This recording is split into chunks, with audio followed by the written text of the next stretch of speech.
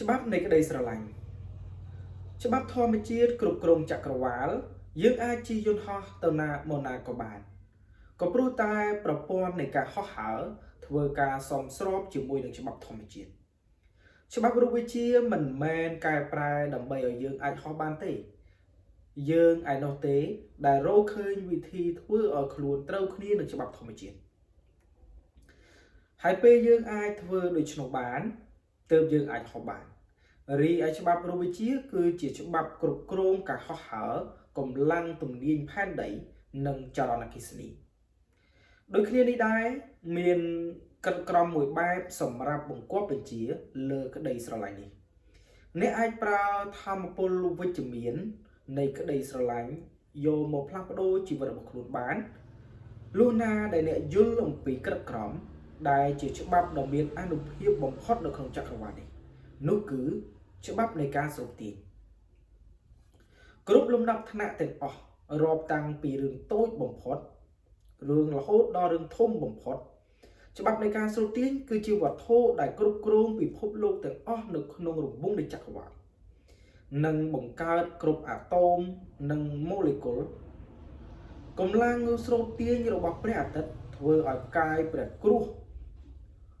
តម្រៀបជួរគ្នានៅក្នុងប្រព័ន្ធសូរ្យគតិជំនួសឲ្យអណ្ដែតត្រសែតនៅលើអវកាសដោយគ្មានគោលដៅកម្លាំងស្រូបទាញរបស់ផែនដីធ្វើឲ្យអ្នកនិងមនុស្សគ្រប់គ្នាគ្រប់ភាវៈមានជីវិតទាំងរុក្ខជាតិសត្វរហូតដល់សារធាតុរ៉ែផ្សេងៗអាចដិតជាប់នៅលើស្រទាប់ផែនដីបានថាមពលនៃការស្រូបទាញស្ដែងចេញឲ្យឃើញនៅគ្រប់លំហនៃធម្មជាតិរាប់តាំងពីផ្កាយស្រូបទាញសត្វល្អិតគ្រាប់ពូជស្រូបសារធាតុអាហារពីដីរហូតដល់ភាវៈមានជីវិតផងទាំងពួងដែលត្រូវស្រូបទាញឲ្យចូលជាក្រុមពូជអម្បូរជាខ្សែស្រឡាយជាមួយគ្នាធម្មពលនៃការស្រូបទាញដើរតួនាទីលើអស់សត្វនៅក្នុងព្រៃត្រីនៅក្នុងទឹកបក្សាបក្សីនៅឯអាកាសវេហាធ្វើឲ្យពូជអម្បូរនីមួយៗចេះតែកើនចំនួនច្រើនឡើងរហូតក្លាយជាហ្វូងឬជាក្រុម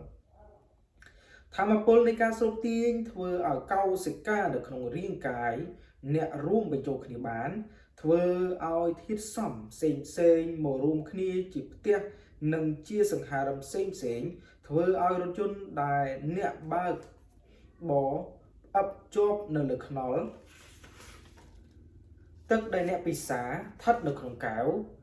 អ្វីគ្រប់បែបយ៉ាងដែលអ្នកប្រើស្ថិតនៅកន្លែងរបស់វាបានដោយធម្មពលនៃការស្រូបទាញការស្រូបទាញគឺជាធម្មពលដែលធ្វើឲ្យមនុស្សរួមគ្នាស្រូបទាញមនុស្សឲ្យមកសាងទីក្រុងប្រទេសជាតិ